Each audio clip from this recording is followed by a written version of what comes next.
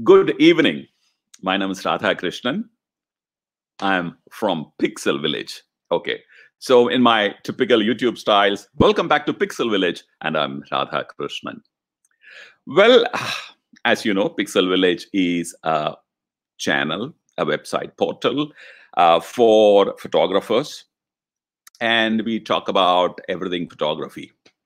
And during this lockdown time, when the entire world was worrying about, what next, and many people were going towards, tips and tricks and things like that, we in Pixel Viilage thought that how about addressing the real problem of the photographer? The real problem with the photographer is going through at this point. Well, you all know that the main problem or situation that we are worried about is the after effect of the current pandemic. So we are anxious. We are, along with so many other things, as photographers, we want to produce the best. We are constantly compared with people. We constantly require some kind of validation of our work. Anyway, constantly we are on some sort of an anxiety. Well, that anxiety at times can affect your creativity. Now, knowingly or unknowingly, it is affecting your creativity. That's what today's guest is going to tell us. I mean, in fact, she has already told us that it's going to affect your creativity. And I'm going to take her onto the screen, and I'm going to. Well, it's all. I have my own anxiety today. Everyone is fighting their own battles with anxiety on a day-to-day basis. She will probably kind of give you a new angle, a way to kind of deal with it in a positive mind. I'm also equally, I'm going to be silent. I'm going to be, as a student, listening to Aditi today. So without, any delay, let's bring Aditi onto the screen. Hi, Aditi. How are you? Your audio is muted, so you can unmute your audio. Yep, there you are. One more time. Yeah, I can hear you. Can you hear? Perfect. Okay. Wonderful. Yeah, we can hear you. Yes. Anxiety wearing Karma t-shirt is a perfect thing. Exactly. So, Aditi, for us photographers, I mean, we chatted a couple of times, so I know what you do and who you are. But to many of our viewers, you are a new person. Yes. Would you like to kind of give them a background to what you are doing and what you're about to tell them today? Okay. I work as a graphologist and a high performance coach.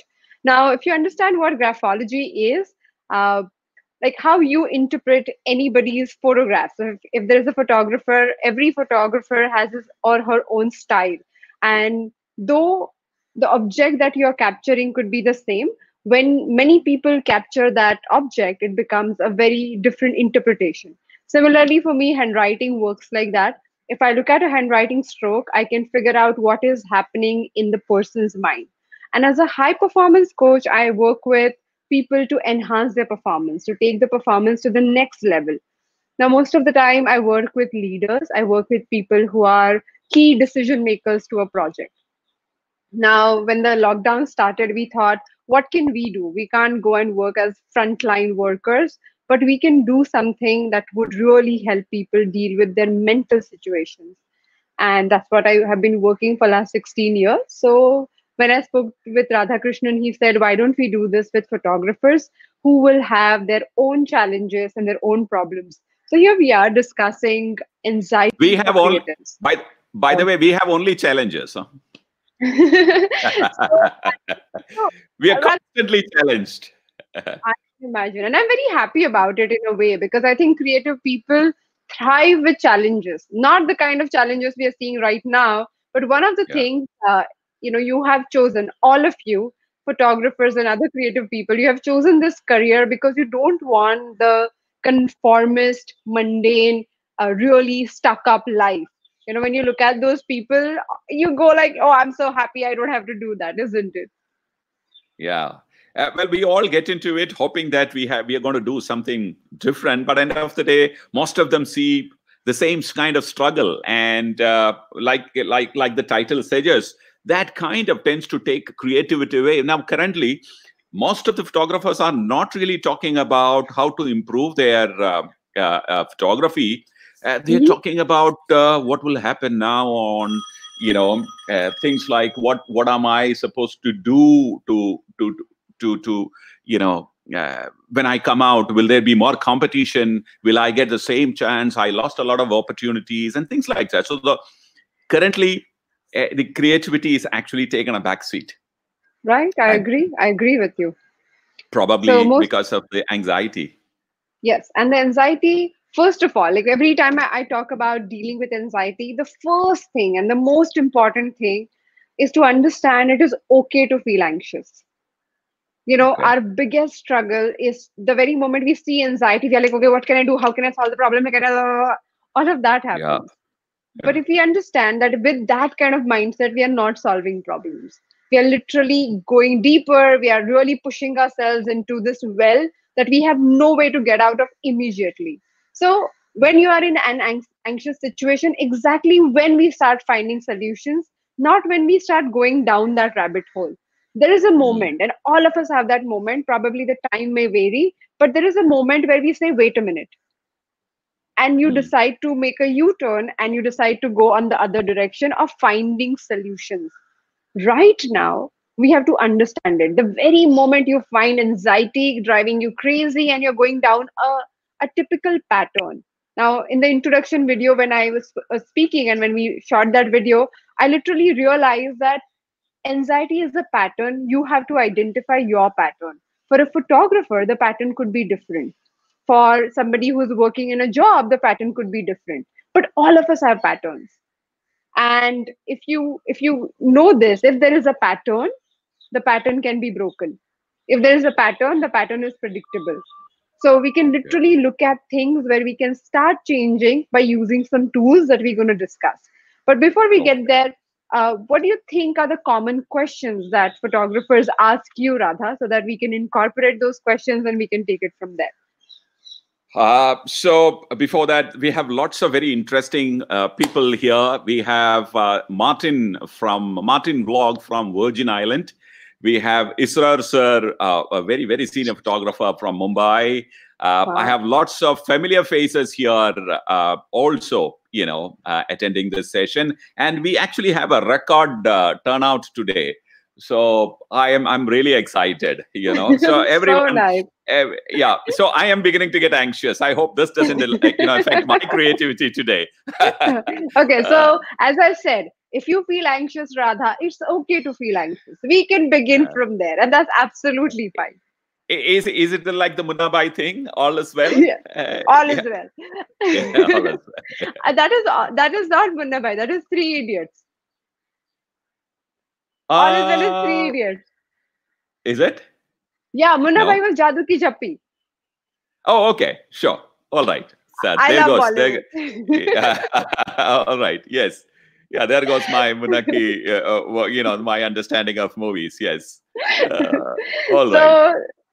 So I was asking about the questions. Do you come across questions that people lots ask of questions. You? So all that standard problems that any professional face are problems too. Along with that, the added problem is that because it is so glamorous from outside, lots of people kind of come in. Well, you can't just become a doctor one day. You can't just become, let's say, a chartered accountant one day. You can't just become I'm also constantly looking at comments. You can constantly look at, become regular. You can't one day become. Yeah, whereas photographers doesn't really require any kind of qualifications to start with. If I can take good images, which most of the cameras and mobile phones these days by default let you do, right? Just because of that sheer number of photographers are increasing, which is very good. but there are lots of unhealthy competition that is happening. Right. Now, Right. the unhealthy competition, healthy competition is always good, but the unhealthy competition is not good. So there is a Right. there is an anxiety both in the entrance mind and all the people who are already professionals. So there is. Established. Then the second one is in the olden days, let's say when there is only 20 photographers in the town, it's easy for me to take my portfolio out and show it to people.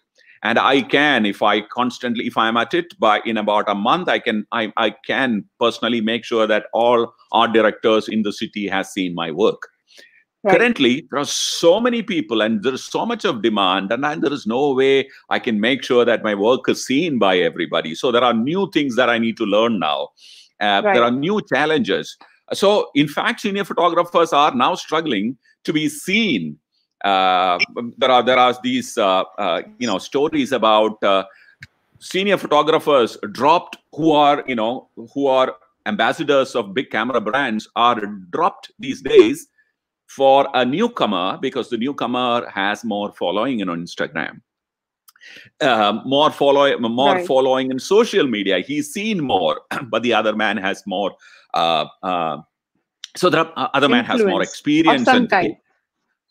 he has more experience. He's done it for 20, 30 years, but suddenly he is from in front of a new guy who's got different sets of skills.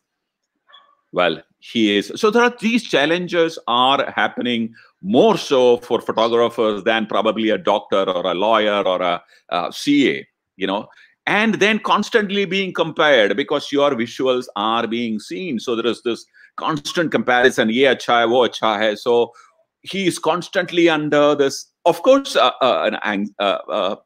little bit of a creative stress is good. I know it, and you have to go through that labor pain to create something new, but this constant anxiety is also killing. Right. Probably they're shifting their focus. They're spending too much energy in that direction. So these are the kind of challenges: constant comparison, not knowing High what I'm level going of to do competition. tomorrow. Yeah, there is nothing called, olden days, there used to be a very, very loyal clients that you could have, you usually build over a period of time. But no longer, the loyalty is gone. Right. So you would lose a client only if you mess up the work. But now, Right. even without messing up the work, even after delivering good quality, you still lose the client. Yes. So things like that, because of sheer price, Competition. point competition and things like that. So these are the current issues. Well, if I, after working for 30 years as a accepted photographer, doing commercial photography, and suddenly I have to explain to a newbie, why am I charging so much? Okay, so all these have collectively creating us, many people don't talk about it. Many people are very vocal about it, but, collectively, playing up in your mind, and obviously, it's affecting our creativity. So here we are today to listen a magic solution from you. You're going to not let us down, and you're going to give us one kind of, like a, solution out to kind of deal with it and probably put it into a perspective and tell us what we should be doing. Perfect. Thank you. So Thank you. before I begin, let me tell you, it's not going to be a magic solution. It's going to require some work like any other thing. But let's jump in and let's figure out what exactly that's going to be. I am Sure. actually at this point in time slightly excited about the possibilities we have in front of us. Most of the time, when people discuss this overall global crisis, people are constantly talking about how things are not working, how things are going to be difficult, how things are not going to be exactly how they used to be. And I completely agree with this. But let's look at it. I like all of you, most of you who are photographers by professional. In my profession, I started it as an entrepreneur. Nobody had heard about graphology, and I wore the cap. I said, I'm going to be one of the first full-time graphologists. And people are like, what do you do? What exactly do you do? And I'm going to bring some knowledge from my work and entrepreneurial exploration into this conversation. Imagine all that you have learned till now was great. But what's going to happen from tomorrow or in this phase going to be a new game that we're going to play. So it's not going to be the old game. Those who have learned certain skills, it's amazing. People who have certain kind of experience is fundamentally wonderful as your degree in a way. But let's look at it. Whatever will be showing up from here onwards, going to be a new game. The very moment we understand it, the very moment we accept and we say, okay, it's a new game. Now, you all of you would have experienced it when we travel and we go to a new city or especially new country. Everything is new. The language is new. The kind of food they eat, their preferences are new. It takes 2-3 days for us to adjust and accustom to their ideas and their ways of going about. But if you stay at any place more than 10 days, suddenly you start catching up. You start behaving in the Absolutely. manner it is required. Now, Yes. what is the difference? If somebody is unwilling to look at it, then there is a lot of stress and anxiety. But if the True. person who's traveling, and because they're traveling and or they're on a vacation, they're excited, they're more willing.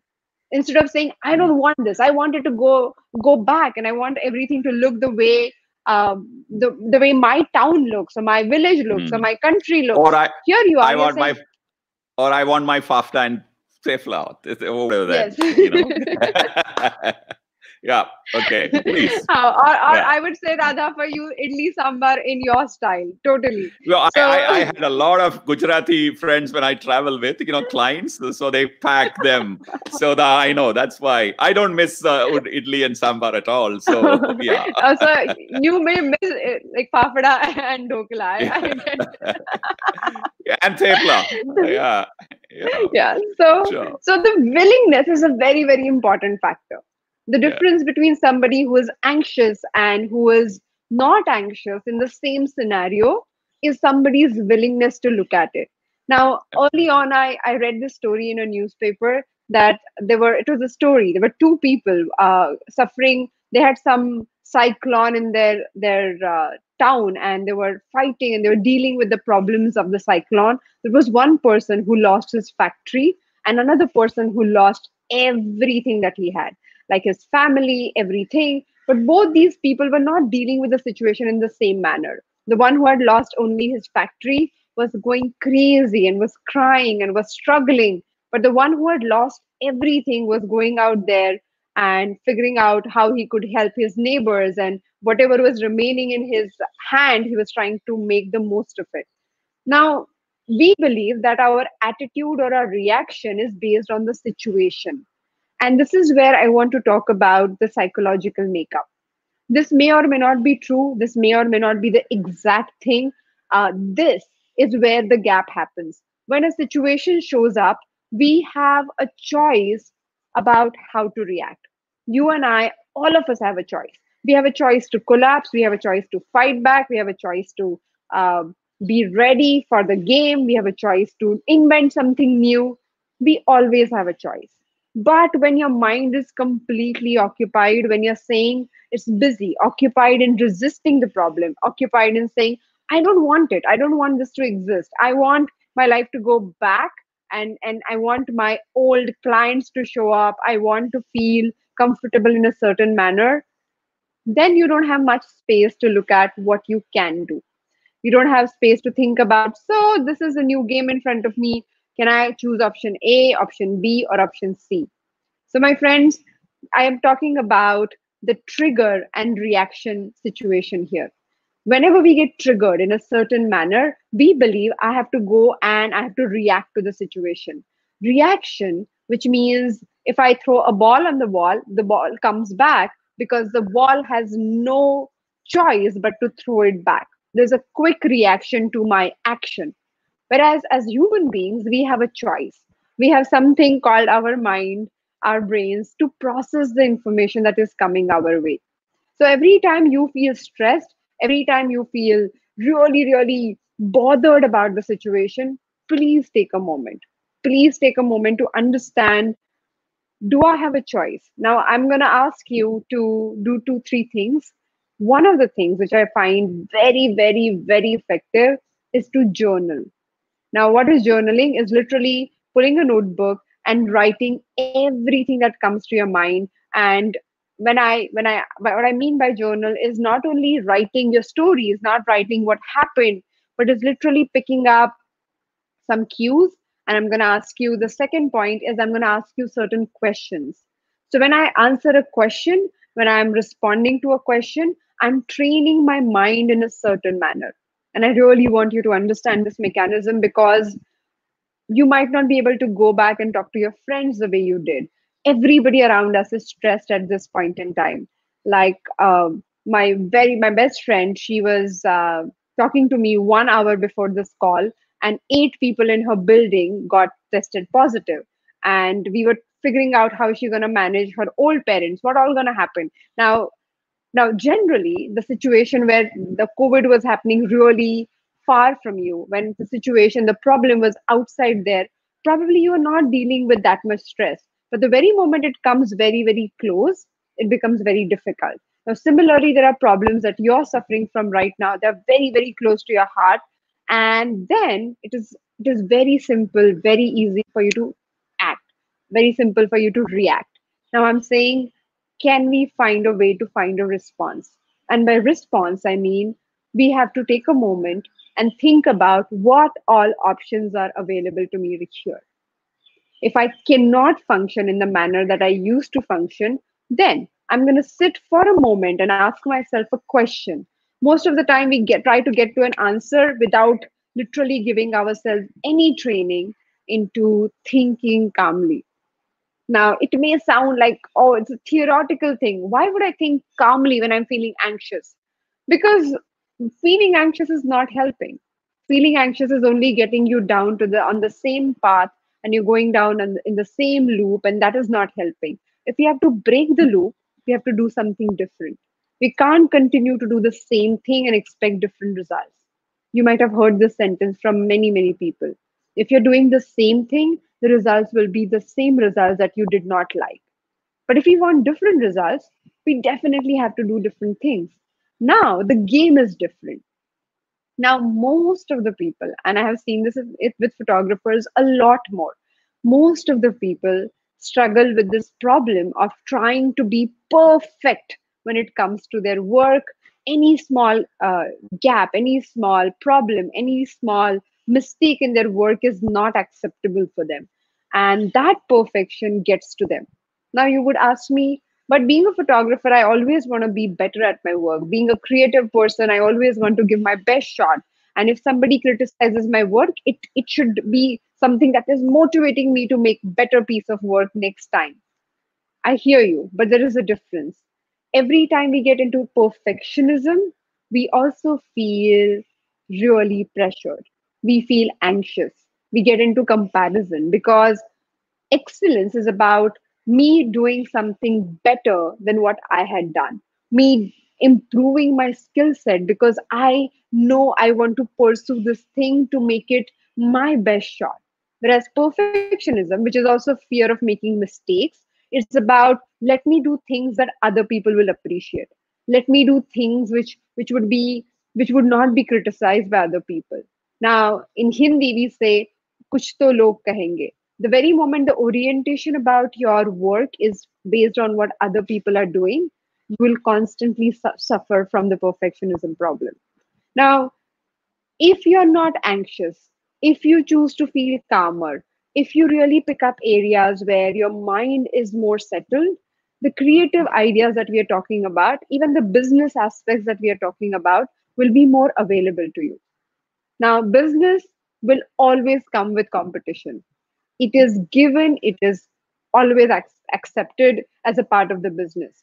When the competition is becoming unhealthy, you feel, oh my God, I cannot handle it. I have to be something, I have to constantly try to say certain things which I do not wish to say.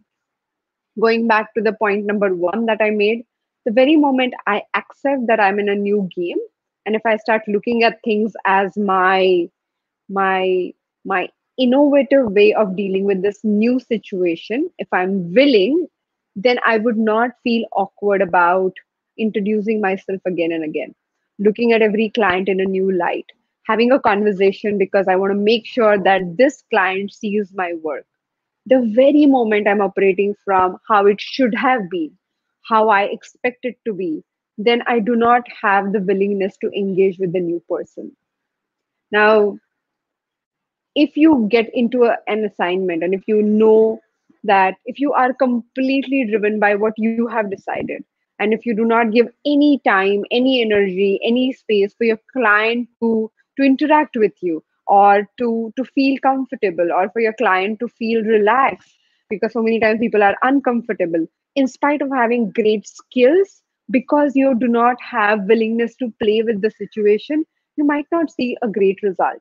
Now, same thing applicable with our life situation at this point in time.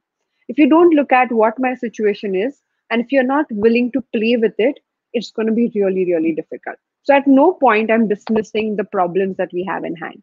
At no point I'm saying it's going to be a cakewalk, it's going to be easy. No, it's not going to be easy.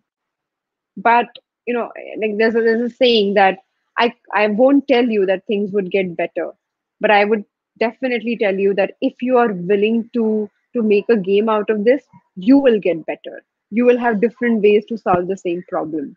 Now, in last depression, many businesses, innovative businesses, took birth. People decided to solve the problems in a different light. They tried and experimented with tools and methods that they had never imagined they can think about. But when the need became so strong, people found ways to go around the problem. Now, we are in that situation right now. You have a choice to look at the situation at hand as an opportunity, as a game, or you also have a choice to look at it from something you cannot deal with, something that is really draining you right now, and you're feeling stuck about it. My point is that choice that you have at this point in time, to feel stuck, to feel lost, to be in that rabbit hole, is the choice we can change by asking a question. And the question here is very, very importantly, what do I require to do? What do I Hmm. require to do here? No matter what the True. situation looks like, what do I But require to do here? many people, but unfortunately, many people don't even know that they have gotten into that hole and they are stuck there. They think that that is, something has brought me here. This is where I am supposed to be. And so, mera, I mean, my line is "Mera kya hoga kaliya." So so I'm stuck. I'm stuck here. So Um, as long as, but Radha, you understand that you're stuck, as long as you know that you're not no, operating from that's what your I'm saying. best. Many of them don't even know that they are stuck because of. I mean, I've heard it many times over, that you are a sum total of what you did in the past, and if you continue to do the same thing from now on, you will remain exactly where you are. You need to give yourself one push and get out of your, you need a push. I mean, it's nature. I mean, you need to get out of the inertia. You need a kind of a push. But many So people probably, don't realize. Rather, probably not. Probably you don't require a push. Sometimes you have to Okay, dissolve your perspective.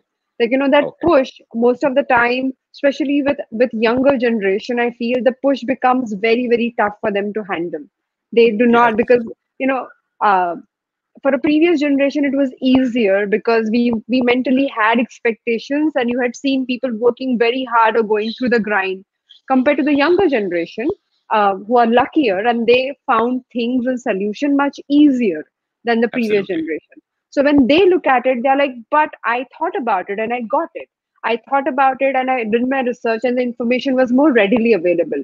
So when the point comes of giving the push, it becomes very difficult. It feels unnatural. And that is where, instead of always trying to push yourself without feeling ready, I'm saying, can we take a moment to ask ourselves certain questions? So Okay, let's understand how to know you're feeling anxious. The easiest way to look at your body: most anxieties would make your breath shallow. You would feel anxious and your body would change. You would get some sensation in your tummy. You would feel some pressure behind your neck. Now that yes, is a great sign to know whether you're stressed or not. I Now, am. if yeah, so these are the quickest examples of being stressed or knowing that you're going through a stress. Now, what we do is we apply some ointment, we pop some pills, we drink some coffee or alcohol or cigarette. We just literally depend on the stimulants to make sure that you're up and about for your next day. Now, Mm. was it possible for us to do it once in a while? Yeah. Some people also got dependent on it, or they use it to enhance their performance, many different stimulants. The only challenge is now onwards, if we keep depending on these mechanisms, which we had from the past normal, in the new normal era, it may lead to collapse because the pressure Oh, might be already strong. okay. So we are right at this point in time we are required to find a sustainable, emotional, physical, and financial method to deal with the problem. Mm. And luckily, nobody is dealing with it alone. All of us have to do it. So another solace that we have here is, thank God, it's not only Aditi, it's also Radha, is also the person who is listening, also the newcomer, also the person who is like established. Everybody has to go through the grind to think about Absolutely. what do I require to do here. And I feel, Mm. in a way, it is comforting when you know that all of us are doing and all of us are figuring it out. If you have people who have figured it out and you are the unfortunate one, then it becomes even more difficult to deal with problems. So body is a great mechanism to know whether you're balanced or not. Now I'm going to take a moment and speak about handwriting. Now I'm asking people to journal. I'm asking yourself to ask a question. So take a situation. Can you give me a situation that stresses you out or makes you anxious? Well, in the current, so currently the biggest stress point for many photographers. So here, when I say photographers, anyone who's professional, wedding photographer, commercial photographer, all are facing huge amount of cancellations. Now, Right? we all have major commitments, with your family, with the bank, with your employees. Uh, but suddenly, and you are the only person who will deliver. I mean, you are the only source of income, because we are all one man army. Unless photographers are usually they work alone, and it is they come to me for me. They don't come to me for the company that I work with, because photographers are, and they were individual. Well, barring, let's say, there are exceptions, of course, but predominantly they come for you. Now, what happens when during COVID, because of restrictions, lots of assignment got cancelled or postponed indefinitely. So that's the Right. immediate problem. So what results is a kind of a stress, financial stress. So, which also means that every time you get a call, there is this anxiety that is building up that the Yeah, client gonna cancel or may yeah. postpone or may negotiate the price. Let's take this Currently, the example. anxiety, yeah. So the postponements have already happened. The current calls are from the banks. When are you depositing? Sure. You got some moratorium, but Yeah. you have commitments, you have your bills to pay and things like that. So this is the anxiety. Right. So now let's look at it practically. When you do not have the money that you are supposed to pay the bank, can you pay the money? You cannot, right? At this point No, in time.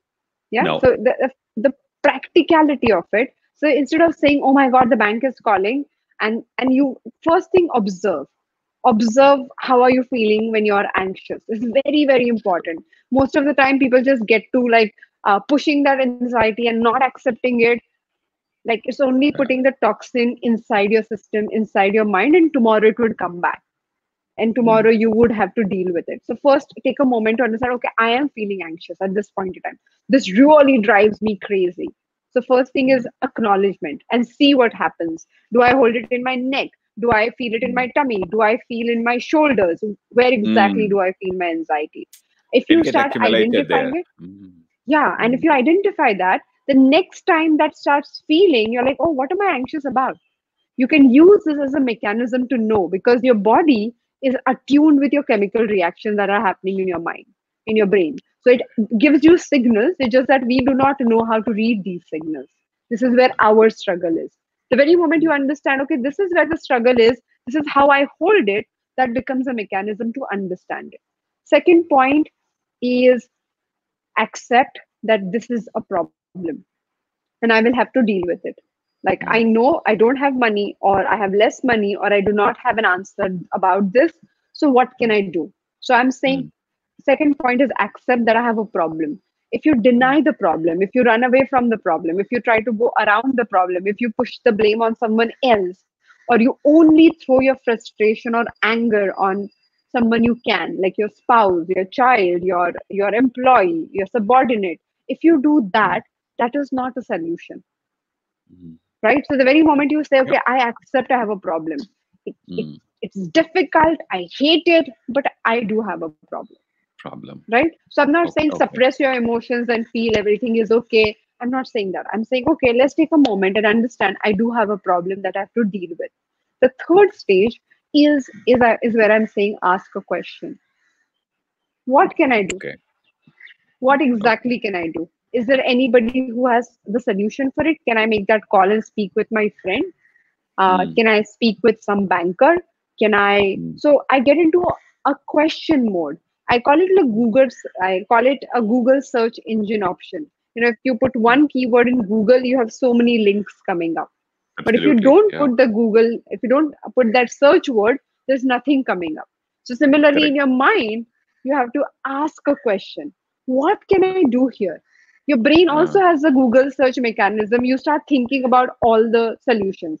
Rather, you would agree with me, on shoots outside Bombay, or in, like, limited space when you're shooting and you don't have an equipment or light or something not working, you have an option of like dropping the shoot, or you stand there and you say, what can I do here?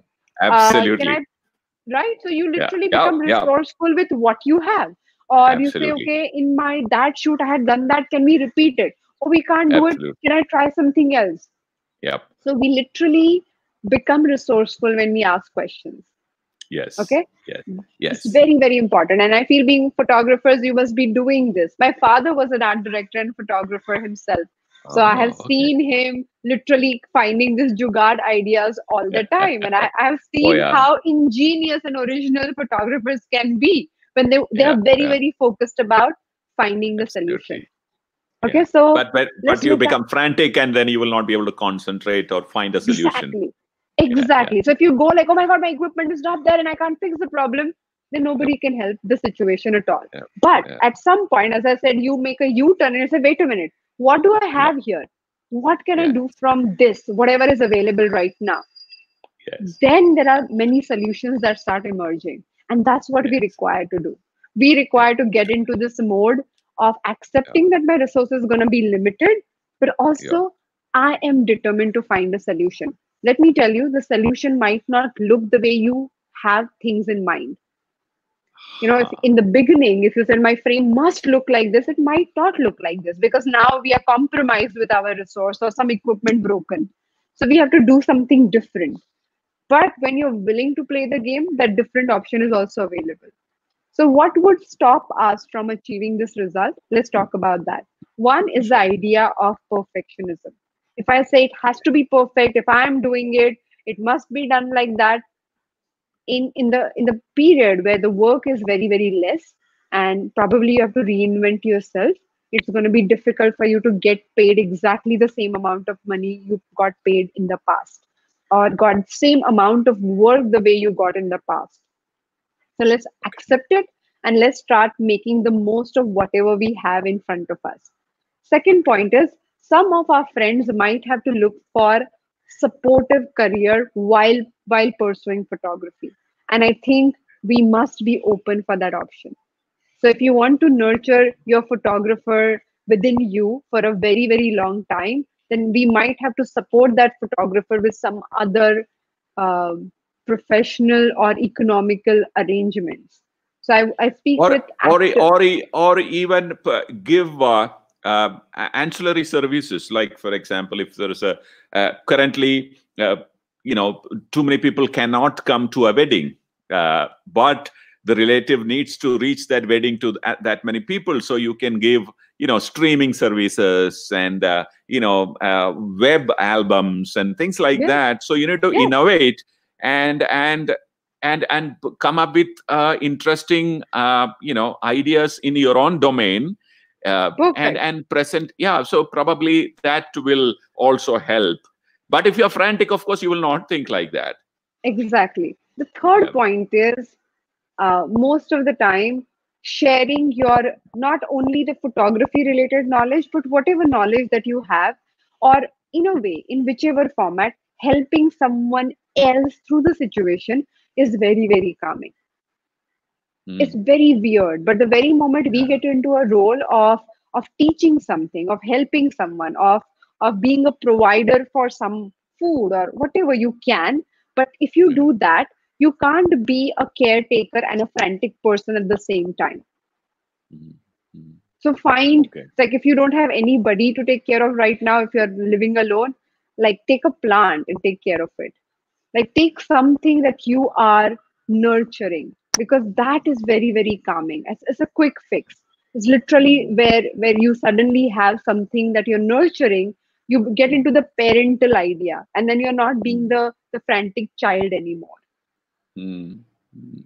right? Okay. So Yeah. find some people you can teach basic photography. If somebody's interested, answer the questions. Whatever you can do to help in that sense would come very, Mm. very handy.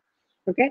The Mm. next point is, I keep talking about this, but we have to understand the emotions can't be captured. We have to let the emotion out.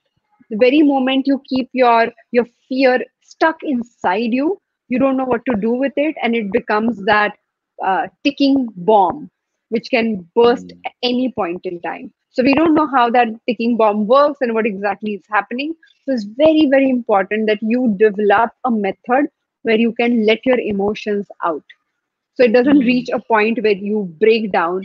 Most of the time, people who hold emotions inside their heart feel this pressure and they pop, they break Yeah. down, they have Mm. this moment of feeling completely lost.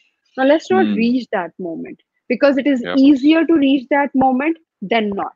Now, how do we reach that moment? By repeating certain kind of thoughts to ourselves.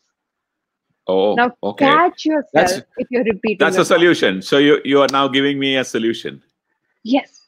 So if Okay. you literally look at it, if you're repeating a thought, if you're constantly Okay. going around like, but what if this would happen? And what if that would happen?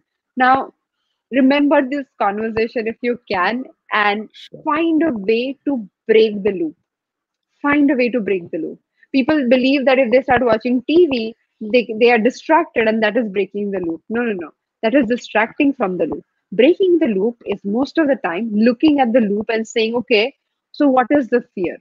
So, what is Mm. happening? What would happen? What am I struggling with?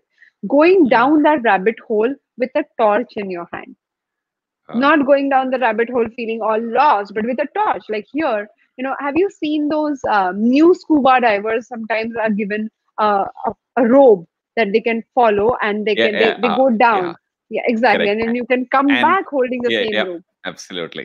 Yeah. Yeah. So we are using the same mechanism of rope here, and we are using the question. We are using you being ready to look at the problem as the rope that you can hold on to come back.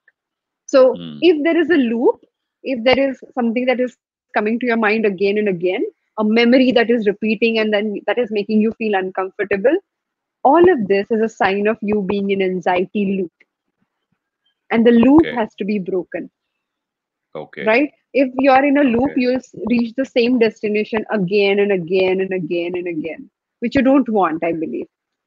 So we Okay. have to break the loop. One of the things, I'm going to speak about two, three things that work really, really well. One of the So, things so, that so, works, sorry, just hold on to that thought, please. I want yes, to kind of remind the viewers that there will be question and answer sessions. So don't waste your good questions here now, because it's going to keep scrolling in front of me and I will not be able to pull it out. So write it down somewhere, not just immediately, put it into the chat box. Please write it down, and she is going to be here. We don't have a hard stop. Okay, we yes, can continue. We will make sure that your question is answered. So currently there is a very relevant question here, but unfortunately I cannot pull that onto the screen because then we will get diverted. So let's listen Aditi completely. Then we will have the questions coming in from you people. Please write it down. Don't waste your question here by typing it early in the discussion. So Aditi, please continue. Thank you. okay. So the point is, what all we can do when it comes to when we are feeling completely hyper, when we are in the moment where we cannot make a U-turn. Now, first thing is I would ask myself certain questions. First question I would ask is, what am I trying to fix here? Okay. What am I trying to fix? Am I trying to fix my financial situation? Do I want to feel good about the problem that is in front of me? Am I trying to fix the impression that my mistakes or my failure will have on other people? What am I trying to fix? The very moment you're completely driven by what you're trying to fix, it becomes easier for your mind to understand it. So write this question on top. Say, what am I trying to fix right now? And take a moment and write everything that comes to your mind. I spoke about stress can be identified in your body. I am taking that thread and I'm speaking about handwriting to journal as the body mind mechanism. Anytime that you decide to write, your mind has to slow down and calm down. You can't type, you can type faster, but you can't write at the same speed because your mind requires to slow down and calm down. Second point, while writing, you cannot multitask. You have to pay attention on one thing.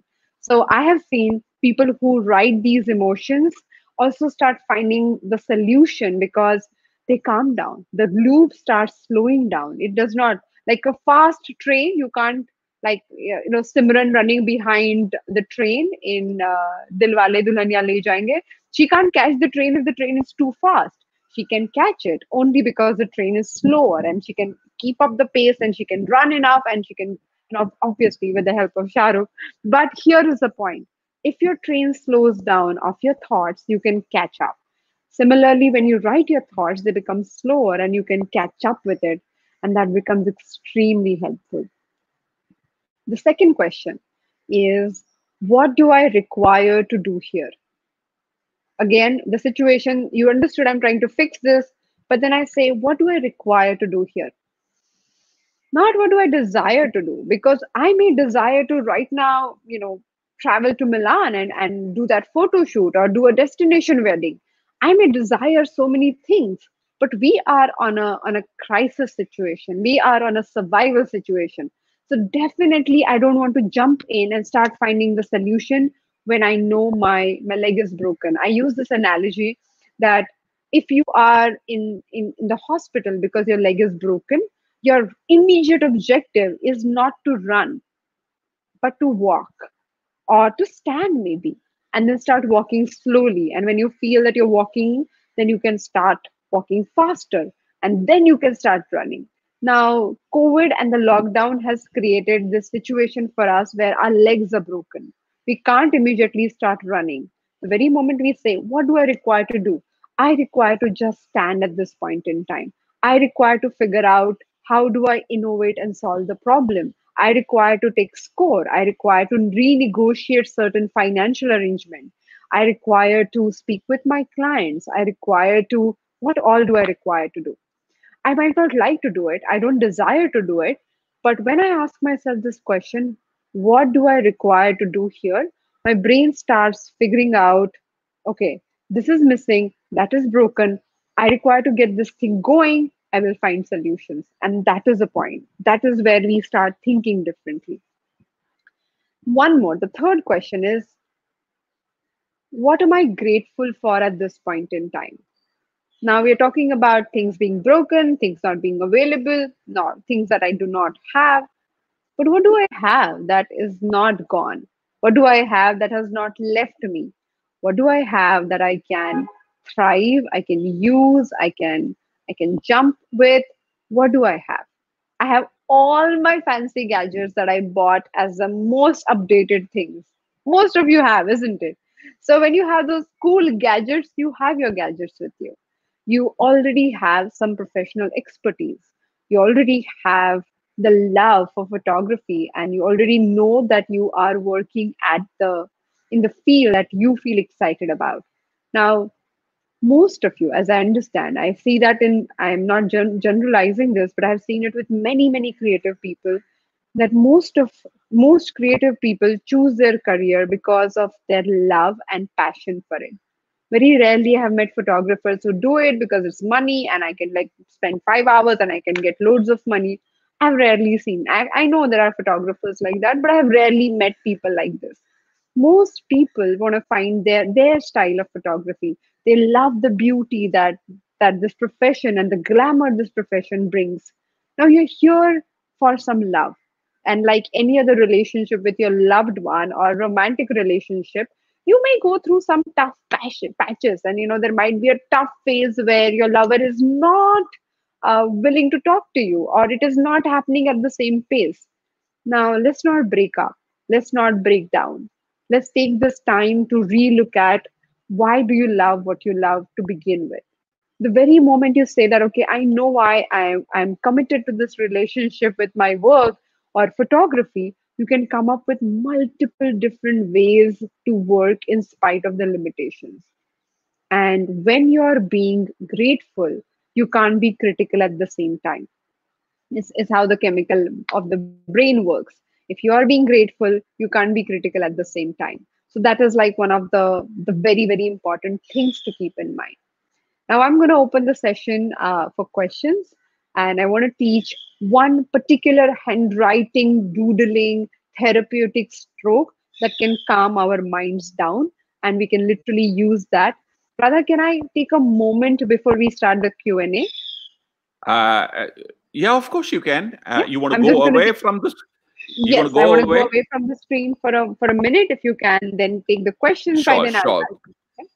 I'll take care till then. Okay, so the big takeaways so far is that, of course, the problem is there. There is a problem, but there are many things which are within your control, your circle of influence, so-called circle of influence, and there are many which are outside, which you can't really uh, control. For example, if you have financial commitments, and if you have, due to COVID and your expected revenue has not come in, you can't pay people and things like that. Well, it is within beyond your circle of your influence, or which you can't really control. So there is no point in excessively worrying about it. What she's saying is that instead of getting stuck in that same, oh, I don't have money, what do I do, kind of circle, she's saying look at it from, step behind, step away from that problem, look at it and say, okay, now you are the problem, so what do I do? When you calm your mind, so there is an old saying that you create your own environment. If you constantly remain in an anxious, hypertensed kind of world, everything around you will also be that. Okay, but if you stay away from that problem, look at it neutrally and say, okay, I see your problem. Okay, what are the solutions? Then you manifest things slightly differently. So people say, yes, like Casino says, life ain't easy. Yes, it is not easy. It is not easy to anybody. I can give you an example of, so way back in the late 80s, sometimes there was this drummer, who won 7 Grammys in 1 year. Okay, Phil Collins, for the album called Studio. He won 7 Grammys in that year. He was walking out, taking one award, and he was called in again. He was literally, kind of hovering around the presentation area. 7 Grammys in 1 year. Now suddenly he disappeared from the whole scene, and the next time, some magazine caught up with him, took an interview, and he says, look, I am completely lost and I don't know what to do. And the awards, the accolades that he was fighting for, he was working for all this while, is suddenly caught up with him and say, Abhi, what do? I need to do something. So that became that solution, or that rewards actually became a problem. So you see, so it is, success is not always, kind of give you a very, very easy, exactly like your failures, or these kind of situations. Even success has its own problems. You ask anyone who's successful being on the top, tell him remaining there is the most difficult part, rather than working your way up. Staying there is probably the most important one. Now Aditi is back, so let me it's back to you, Aditi. Yes. So what questions do we have? All right, so let's look at what you wanted to give some exercise before taking questions, didn't you? Okay, I thought I would do it later, but let's begin here. Can you see this? Let me take you full screen, okay? Okay. Now, this particular stroke is like the simplest stroke that you would see. It's S written in a loop. And when you do that, when you practice this stroke, and I think you're seeing the mirror image of it. Yes, you are. Yeah, this is. Can I interrupt a bit, please? Yes, please. Can I interrupt a bit, please? Sorry.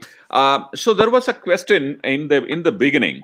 Okay, many of them did not really know what graphology was all about, and we suddenly got diverted and got excited, and we got into explaining the anxiety situation. Yes. Yeah. Yes. So there was a question somewhere in between. Is graphology is like numerology and astrology and things like this? Is it esoteric, and does it have any bearing? Is it just a belief? So if you start from there, then probably they will be in a much better position to kind of accept your solutions. Yes. Okay, perfect. So graphology is similar to psychology, I would say, because it is about constantly our body is communicating with our minds, and that capturing, as I spoke about, stress gets accumulated in a certain manner, and we have different bodily reactions for our emotions. That communication is happening all the time. Now, do you remember in school, one teacher was teaching 50 students, but every single student developed his or her way of writing? Now, ideally, we were supposed to only copy from the board, but while copying, you developed your own font or your own style of writing. Now, why that happened? Because that mere copying, when it went through your personality or your personal way of thinking, and that body movement captured who you were. Now, there was research done for many, many years, over last 400 years. People found correlation between the handwriting and or any writing formation that people were using and the mindset. Now, over a period of time, as writing became finer, the research became finer, and now they're established 800 strokes which can speak about it, 800 minute styles that can speak about what kind of mental framework do you have, what kind of health issues do you have, what kind of stress you feel. Now, we are all different. We are giving that information away all the time when it comes to your body language, when it comes to your communication style, when it comes to how do you eat? Do you eat your sweet first or do you eat it later? People have done personality research studies on all these choices that we make. Now, handwriting is one of the ways we can read the personality. Is it the only way? No, it's not. There are so many ways. Handwriting is my way. So I have spent 16 years doing the research of one thing, that what handwriting strokes can speak about different personality types and how can you bring the most important aspect of the person by understanding the person. The second aspect, which I feel people struggle a lot to believe in, is the reverse mechanism. Now, I'm going to use an example that I feel is closest to how handwriting works. I was speaking about the breath, right? Now, when we feel angry, our breath is short and at times it's warm and it's like, I'm upset about things. When you're feeling calmer, the breath is really long and it is different kind of breath. When you're happy, the breath is different. When you are sad, the breath is different. Now, based on our situation, our reactions, and our emotions, our body is chemically processing it, and the breath represents that. Now, if you have done yoga, if you have heard about yoga or pranayam, what do? They take 20 minutes to regulate the breath to make sure.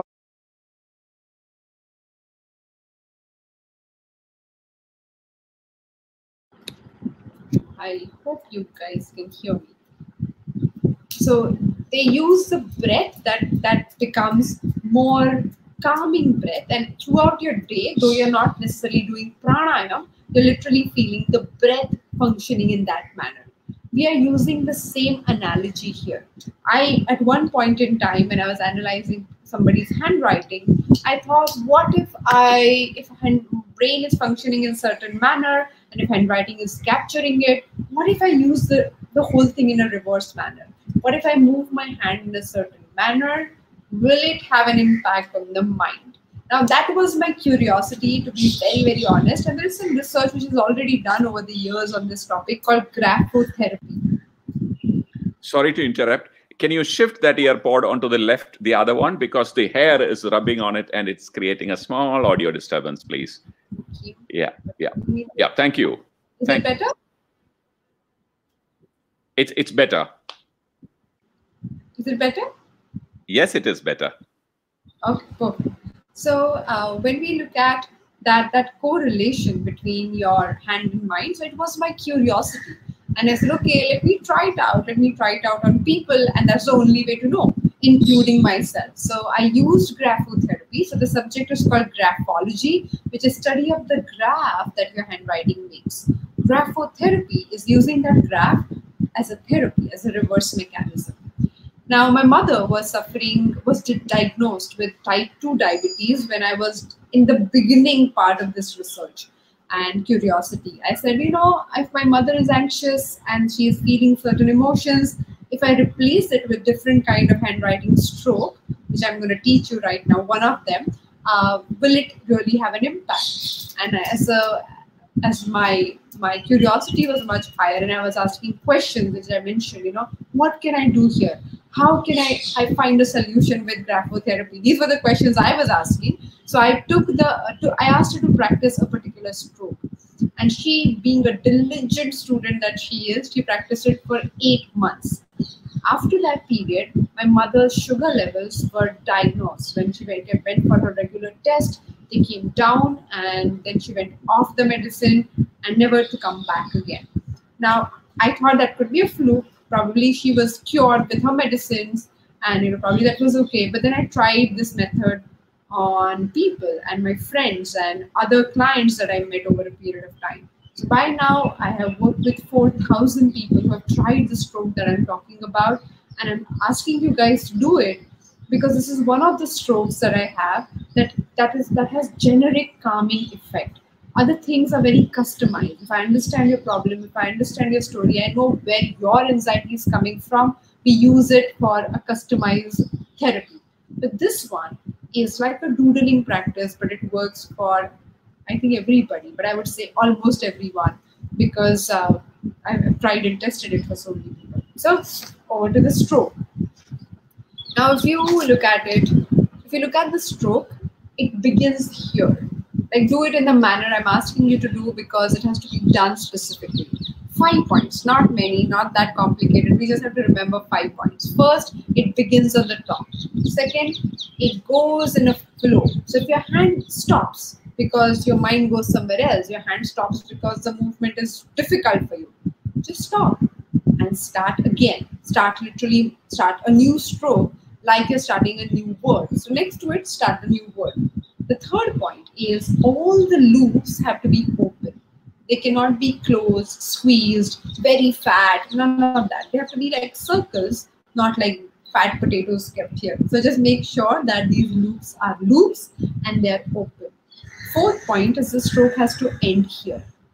Now, most people end the stroke in the air. It's like that fancy thing, or they start with a tail. So no tail, not in the beginning, not in the end. So it has to end on the line. This has to be practiced on a ruled paper, on a lined paper, not on a blank paper. I'm showing this only for our example. The fifth point, which is very, very important, is breathe deeper than your normal breath. Don't sit and do long breaths, but just slightly deeper than your normal breath when you're doing this practice. Now, I'm asking you to coordinate a physical movement with your breath.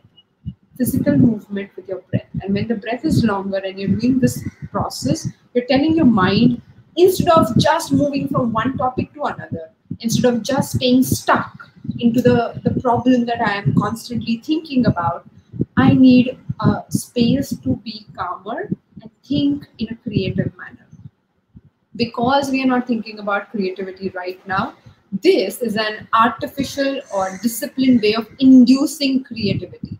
The stroke is known to have, it's called flow of thoughts. So I use it for my clients who are actors, clients who are creative writers, clients who are even speakers. Most of the time, before you get into that creative zone, doing this practice is very, very important. So now, how much practice you should do? Make sure at least this is A5 sheet as a size, A5 sheet, which is half of A4. If you do any diary, most diaries are of this size, any diary if you pick up of this size and on a ruled paper, so you'll do as much as you can in a normal handwriting size, that is a very, very beneficial thing to do. Try it at least for 7 days, then make up your mind. Initially, you would say, what is this? It's like, just doing this going to help me or what? But it will help you if you just give it 7 days. Within 2 days, people have reported that they start feeling calmer. I'm trying to create a mechanism where, or I'm giving this solution to you guys so that when you don't have anybody to speak with, when you feel stuck, when you feel really not knowing what to do, you can practice this stroke to at least have your mind calm enough for you to know what to do, or for you to have that space to ask a question. So you mean to that calmer mind, your solutions will come much better, faster. You will be able to analyze the situation better because of this. So it's a simple physical exercise. I mean, write repeatedly in a very disciplined manner. Concentrate. It's almost meditative, right? I mean, it's like a meditation. You're like slowly calming your mind and kind of focusing it onto one activity. Thereby, probably your mind will calm down and it will enable your other faculties to start thinking probably more effectively. Is that the reason? Exactly. But most people can't meditate. Their mind is not in their control, and especially with anxiety, it is difficult for people to focus on anything and not think. Now, this is where the physical act comes into play. Handwriting fundamentally slows our mind down. Handwriting demands that you look at the stroke, otherwise it will go all over the place. So you can't multitask with it. And now when you use handwriting and breath, and your mind will wander. It's not that your mind is going to be steady, but that's okay. Let the mind wander. You're not asking the heart to stop, lung to stop. You'll also not ask the mind to stop. But we will keep doing the practice. Now, that is very, very crucial that we keep doing the practice, at least for the 10 minutes when you're doing one page, and just see it. Like, the only thing I can say, I have tasted how beautiful it is. All I can do is invite you to try it.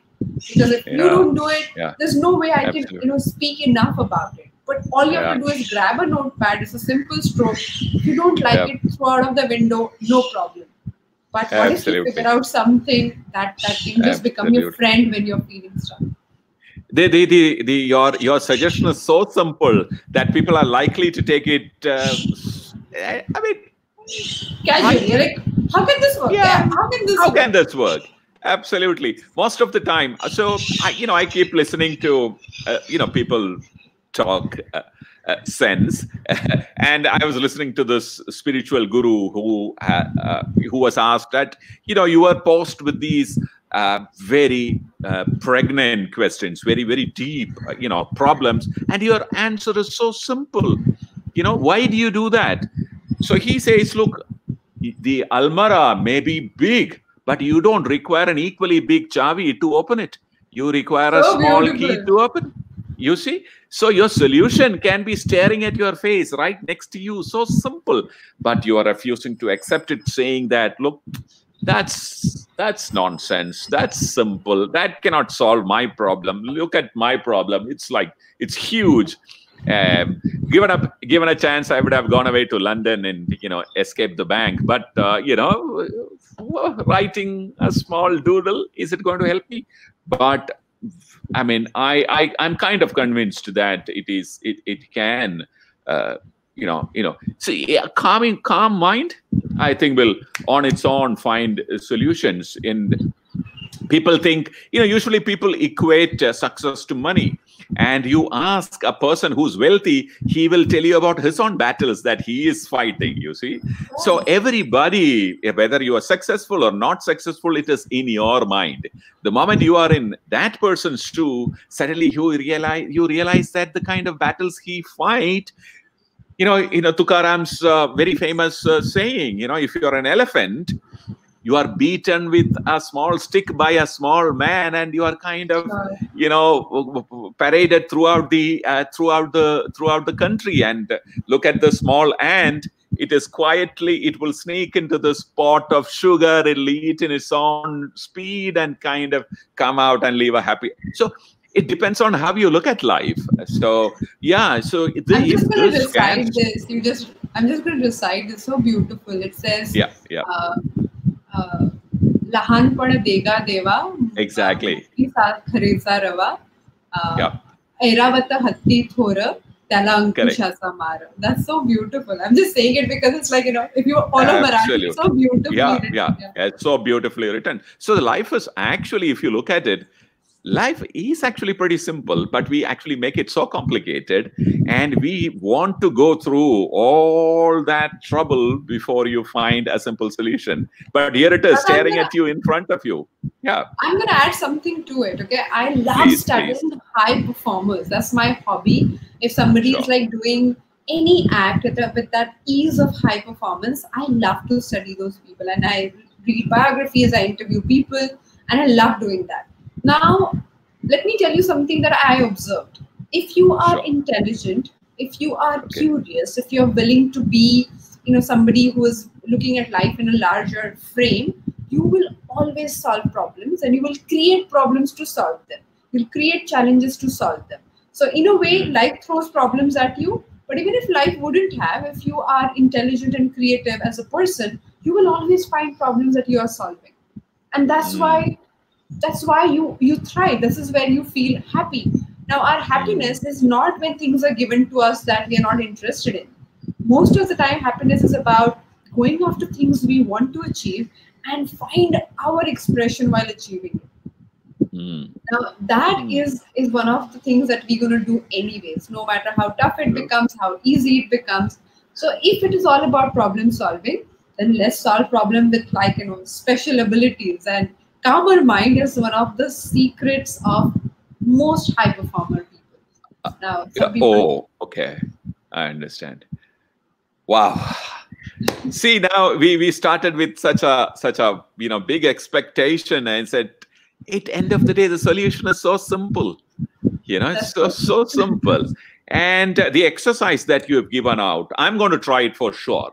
Okay, I've because I watched your intro video, so we will add a link to the in the description. I will add a link to your intro video, and where you have actually explained how to do this repeatedly in detail. We will add to all the viewers. We will add that in the description, so you can follow that. I even told my son, I even told my 9-year-old, sorry, 9th standard, I mean, he's 13-year-old son, to start doing it. He asked me, why do I have to do it? No, it is so simple. So if it's so simple, why do I have to do it? So, he had questions. So finally, he has agreed to do it. Let's see, after 42 days, like you suggested. Yeah. So actually, we have created a free anti-anxiety journaling workshop for 21 days. In the lockdown, we thought, what can we do? What can we do? So this is what we came up with. And this is available on my website, which is aditisurana.com. You can go enroll, and you'll receive the stream of all the videos that are available to you. I explain a concept. I give you a question to write about. Then you do the handwriting practice, and then you find your own solutions. It is a beautiful process. So please consider doing it.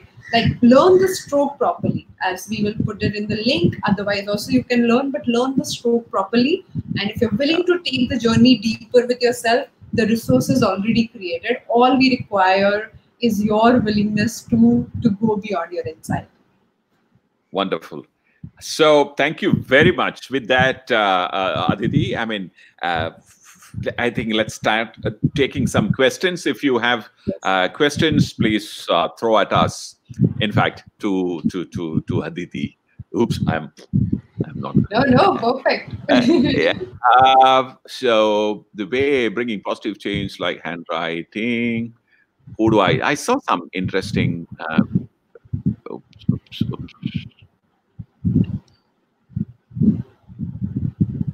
People are asking what to buy and what cameras to buy. Guys, this is not a gear advice situation. Superb suggestions. I saw one interesting question somewhere. I'm seeing on this platform, Bhavesh Karia asked a question. He said, he made a comment that I wouldn't call a friend. My friend is also in the same situation, and I agree with you. Like when we ask, why am I insisting so much on writing your own responses in your own diary instead of calling people or call your friends, especially for two reasons. One, they may or may not have the solution, and you may feel even more stuck about it. When I said I will call a person who can provide a solution, I meant an expert. I would call a banker. I would call somebody who would have a solution, not my friend, because my friend, one, might not have the solution. Second, I would also not discuss all these things with my friend because I like, imagine Radha, you are our close friends. Now you already know me. And if I tell you something before I even express my problem, you start telling me solution. That's what happens with close friends many a times. We don't want that. We want you to use this mechanism to emote and to not have the baggage in your heart. It is very difficult to function with a heavy heart. We don't know what to think, and it just, that loop does not break. So we have to do everything to get the infection out and then do whatever required to solve the problem. So that's why, yeah, please. No, that's why writing and not calling a friend. Yeah. Sure. So the Nirmala Sabdekar from Pune, she's asking, can you change an angry person? I'm hoping that from an angry person to a calmer person by changing handwriting. Can it help? So do you want to become an angrier? Nirmala ji, you want to become an angrier person, or you want to become a cooler, calmer person? Yeah. So, can I change the person? No, I cannot unless until the person doesn't want to change himself or herself. Like one thing I learned in my practice that you can never change anybody. And I thought with all the gears that I'm learning, I will have some superpower to change people. But you cannot change anybody. You can only change yourself. So if you're talking about can you change yourself if you're angry, yes, there are certain kind of therapies that we implement. This stroke could be the beginning. So I would recommend that you begin here. And if you still have those anger issues, because sometimes anger also becomes lesser when you start feeling calmer, then this can work. But if you still feel that you are having these issues, you can connect and we can talk about it. Can you change someone else? I want to add this one small thing. People who are in lockdown and really want to kill their loved ones, it is that anxiety I'm going to address with this question. That the only way we can change someone else is by being calmer ourselves. We can't expect the person to be calm for us to feel calmer. It never works like that. And all it does, it literally creates more pressure in that relationship, and the snapping or the irritation increases more. So that I feel is a slightly difficult arrangement for most of us. Also, when two people fight, and if one person is being angry, when that person is not angry, sit down and understand the problem is not between you and the person. The problem is in front of us. Both of us are facing the problem and you are a team. So only saying that the other person is angry or the person is not suitable or the person is not doing things is blaming and is aggravating the problem. The very moment you say the problem is not between us, the problem is in front of us and we are a team, it brings in a lot of calmness to deal with it. Amazing. Amazing. Thank you very much. I just learned something. I must tell my wife about it. I'm not going to complain about certain things from now on. All right. Thank you, Nirmala ji, for asking that question. Hope you got the answer. The next question is from Israr Qureshi. Israr sir is asking, how many days should one practice the writing? So Israr, you can begin with 7 days if you are still figuring out whether the stroke works or not. 7 days is a good practice. Most of the time, people feel so relaxed that they make it a part of their daily practice. So in the morning when they wake up, before starting the work, they take 10 minutes to just do this because the brain is more available. I would recommend 21 days, which in Sanskrit or Indian process, we call it half mandala, or 42 days, which is a complete mandala. Now, your brain functions in a certain manner. The habit formation is deeper if you go through these cycles.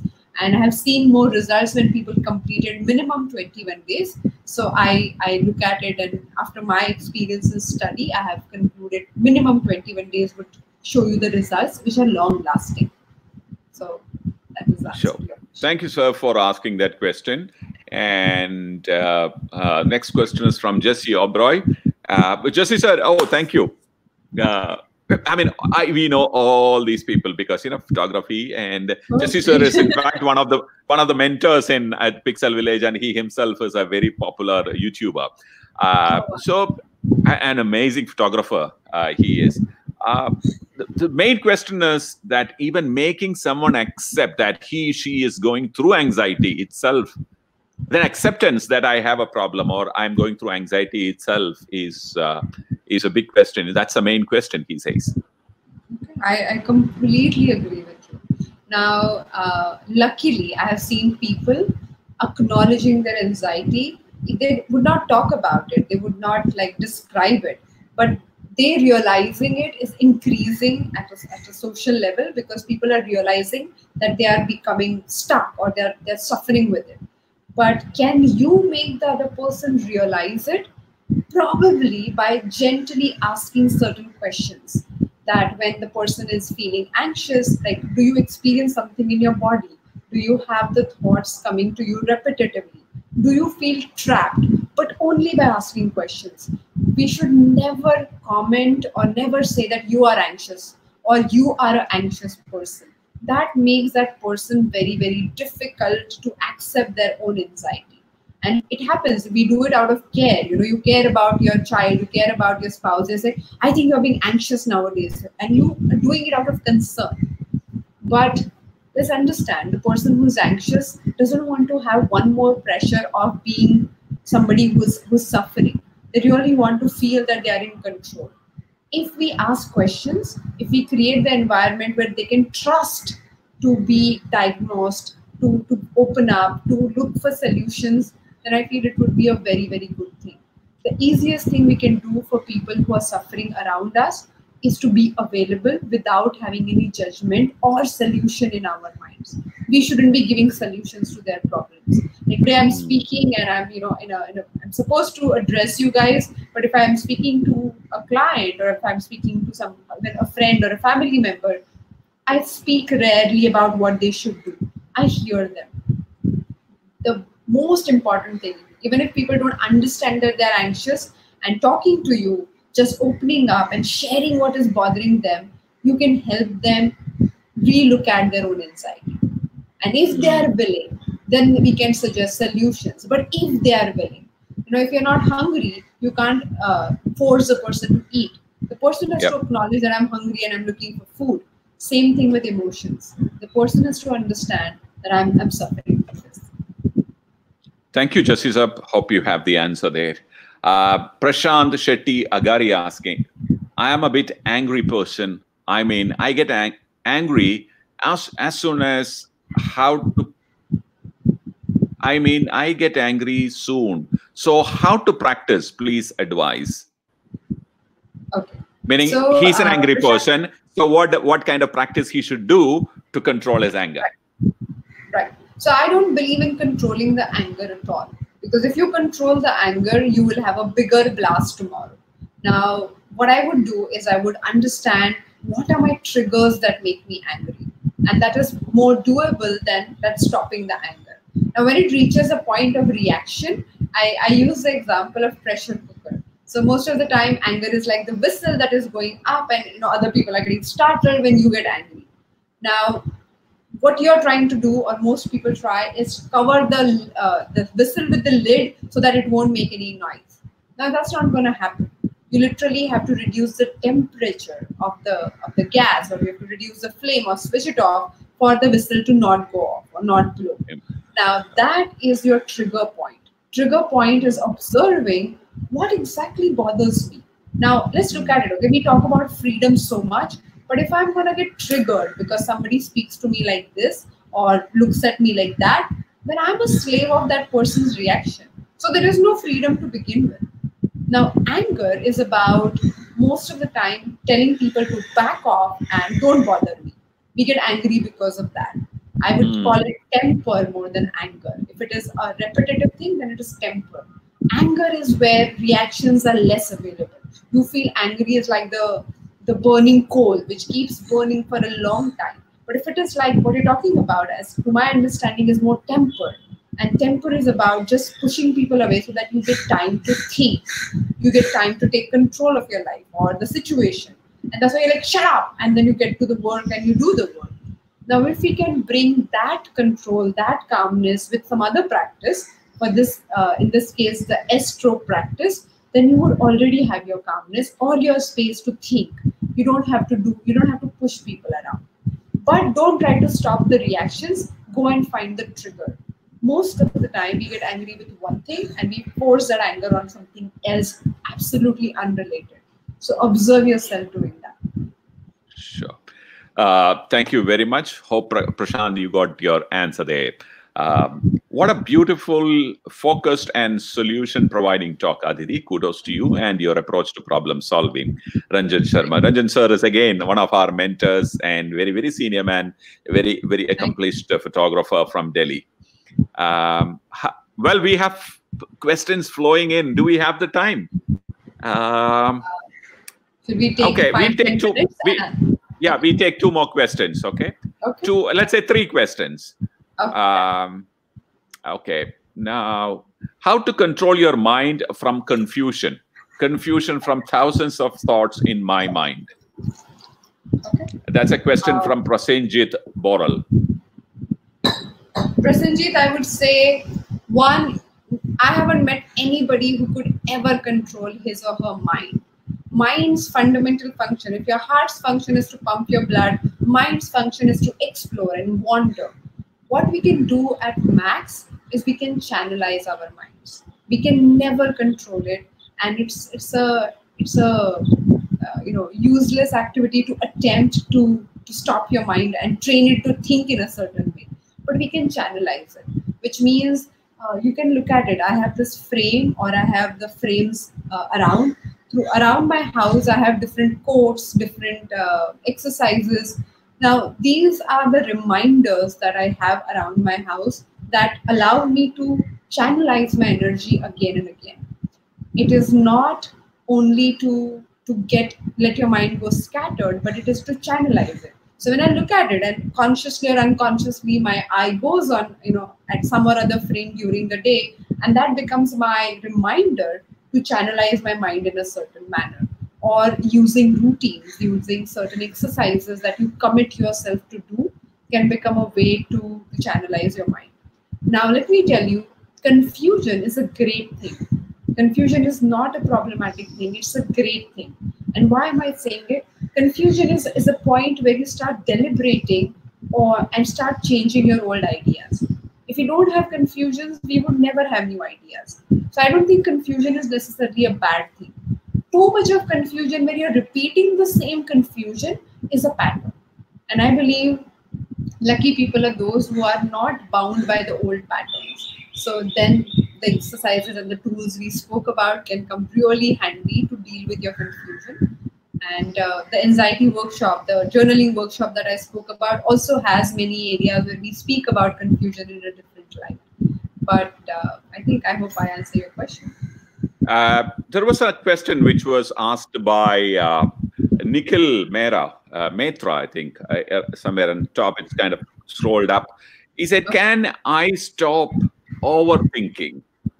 That's the question. Can I stop overthinking? So, can you stop overthinking? If you are in a real habit of overthinking, let's not attempt stopping it. Let's find a way to go around it. Now, this is very, very important part. Most of the time, people think mind has to follow my instruction.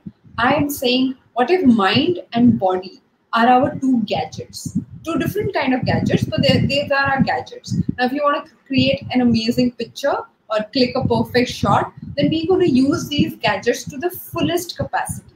Now, overthinking is not using one gadget to the fullest capacity because it is being overworked, which is your mind.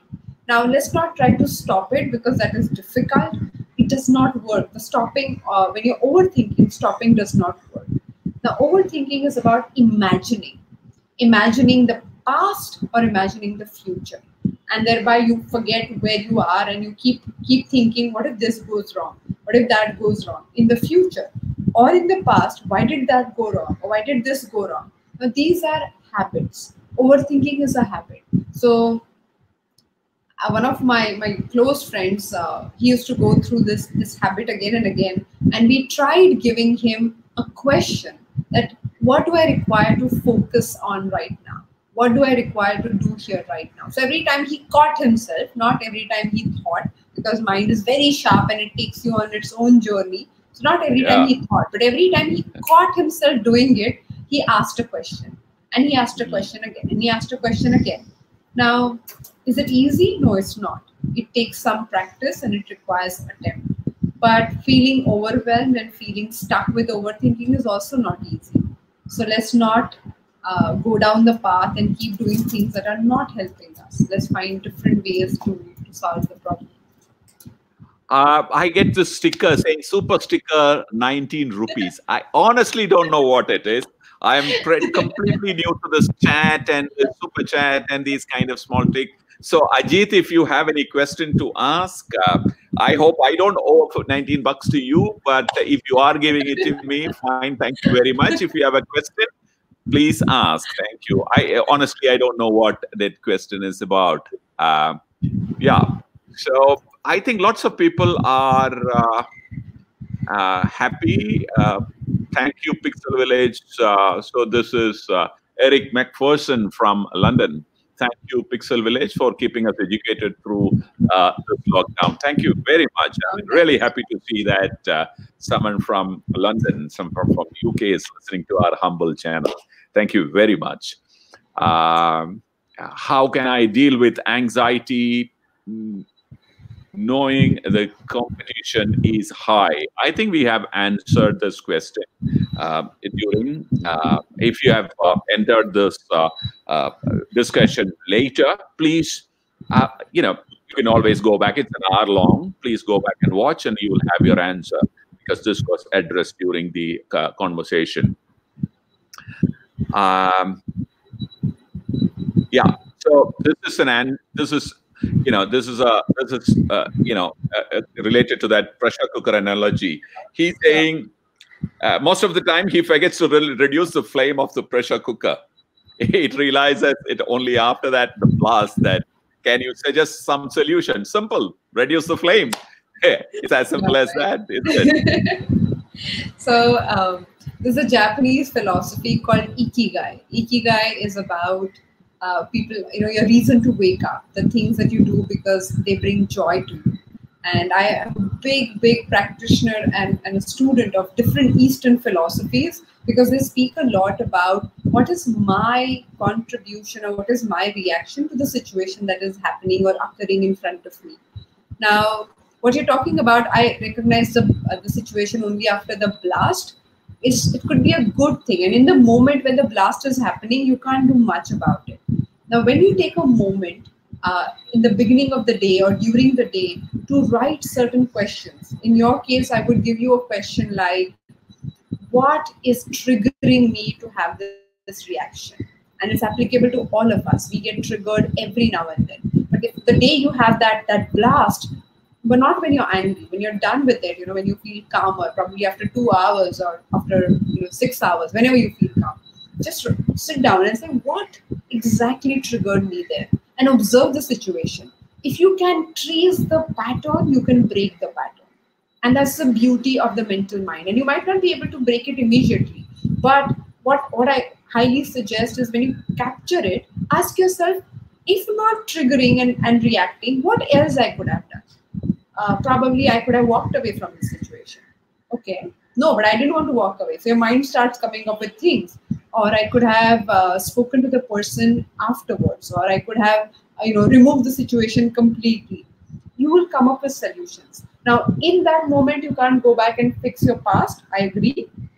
Next time when you feel upset, when you are in the same situation, your mind knows that it has three options to choose from. It's beautiful. Once you see that you could have had three options, you can't unsee it. So next time when you are about to get into the situation, your mind can come up with multiple options.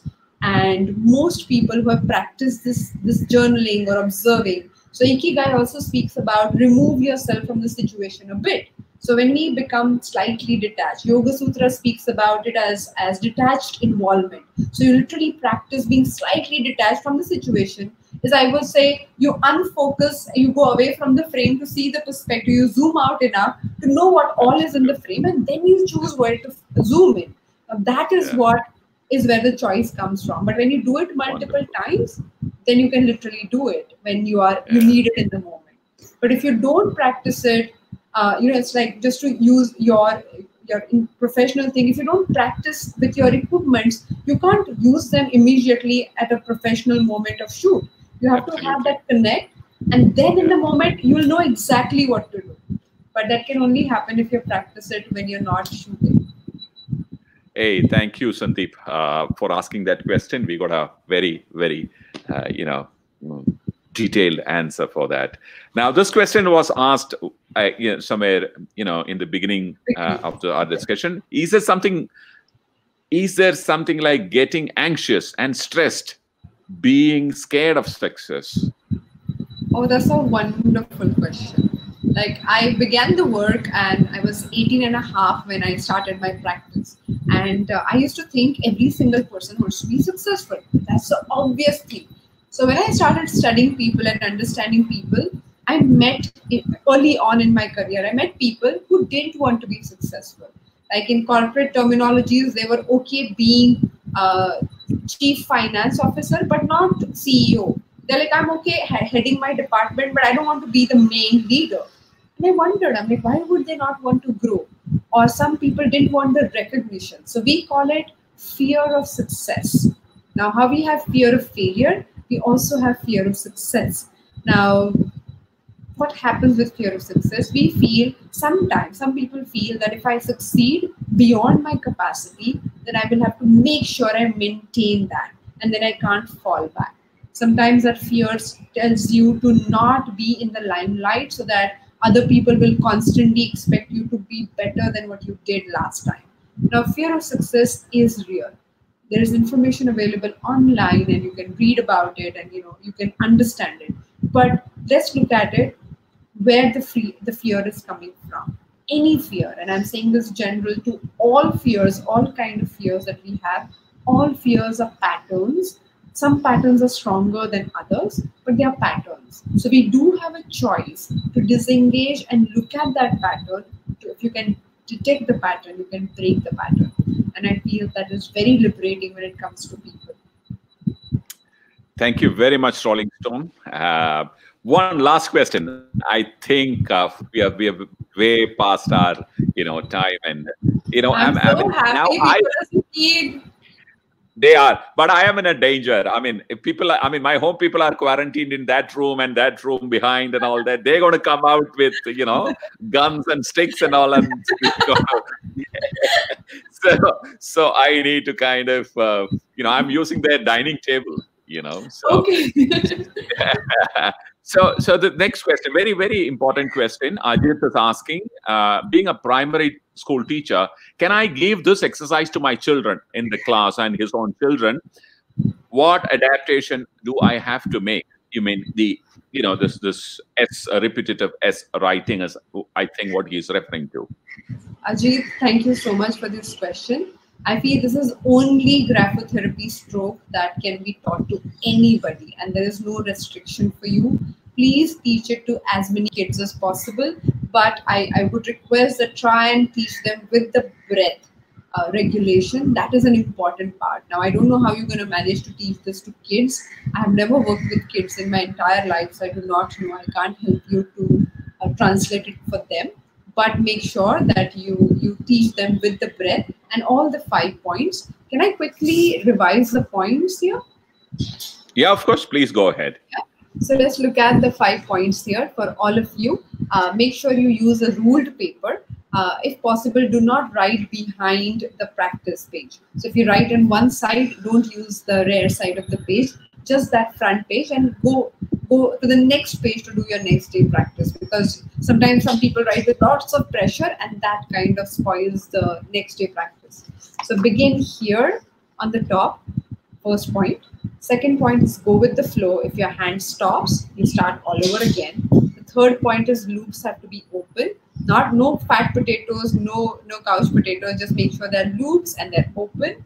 It has to end here. The stroke has to end on the line, not in the air.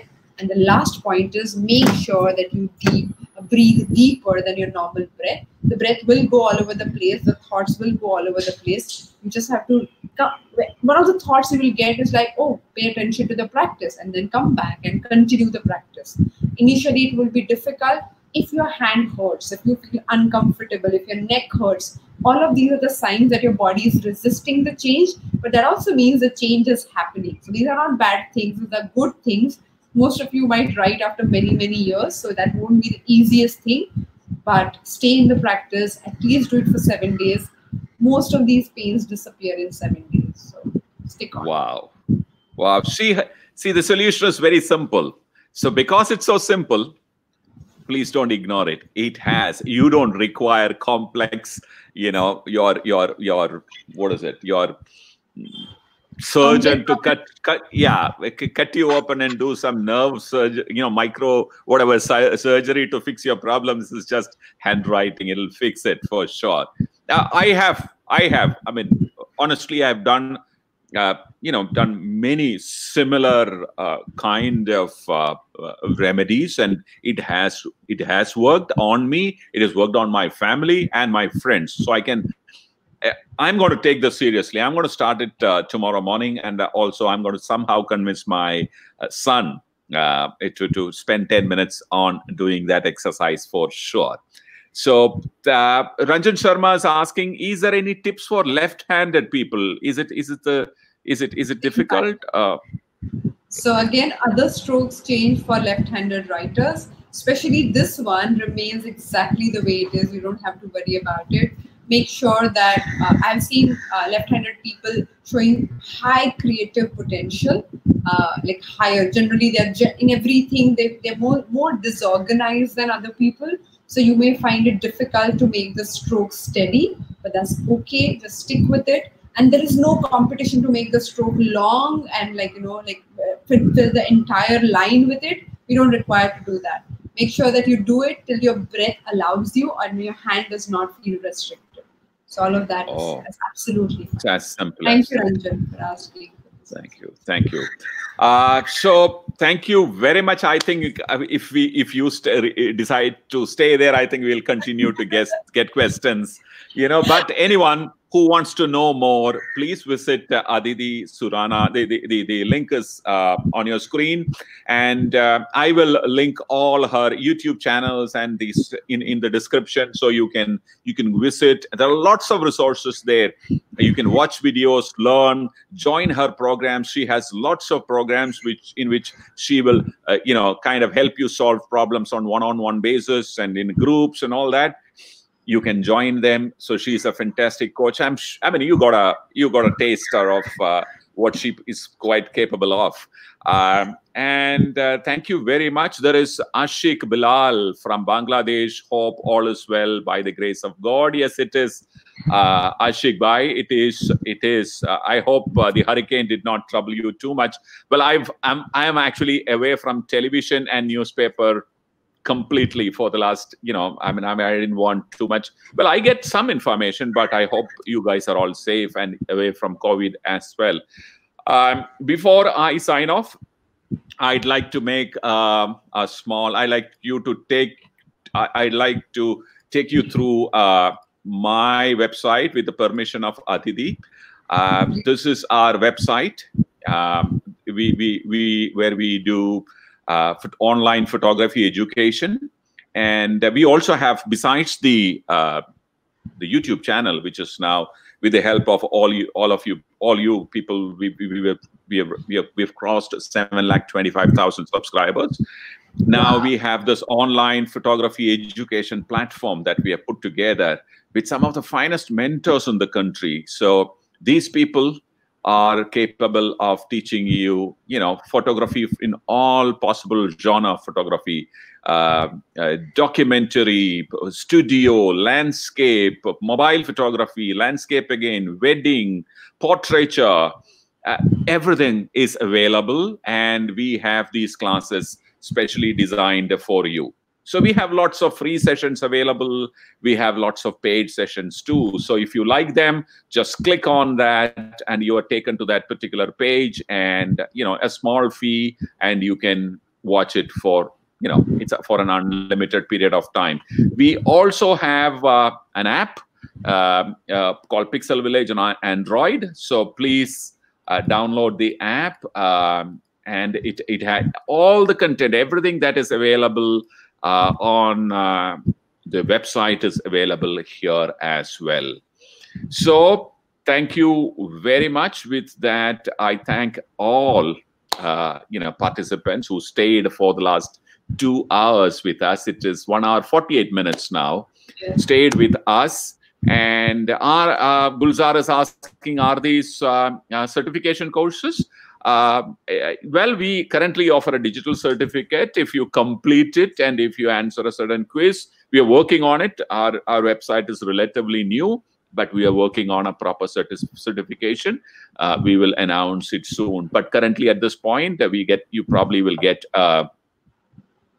what do you call a digital certificate, probably. Yeah. Well, that's all currently we are capable of doing, but the content, you must take a look at it. Yeah, there is a trailer, watch it. If you like it, you can subscribe. So once again, thank you all for staying with us throughout the session. And thank you, Aditi. And I also would like to thank Rashi for moderating and being there on the chat and, copying the right comments onto the screen. Thank you, Jesse. More importantly, I want to thank Rashi for connecting both of us. Without. Oh yeah, of course, yeah. Thank you, so thank you, Rashi. And initiative to make sure that two crazy people come together. So thank you so much for that. I don't think she is any less crazy. She too is. Okay. So I really want to thank everyone for being a part of this. I feel it's my life's mission to make sure that most people, almost everybody I speak with, really connect with themselves and their potential. And what could be better than speaking with creative people who are already working in that direction? It's an amazing opportunity, and thank you for the platform, Radha. It was wonderful. It was wonderful to see how well received this conversation is. Really, thank you very much. There is a small, addition that I want to make to it. There is a misconception rather, that photographers are creative. I say almost anyone can be creative. I'll say even a lift operator or a taxi driver can be creative.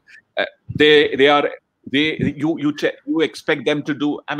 Their job is seen as a mundane job, right? Even that can be made, very creative, because I have met people who make you laugh, lift operators and drivers. And the next time I was in Bombay. Yes. Absolutely. So for some reason, I don't mind taking that, that description that he is creative. I'm no more or less creative than, let's say.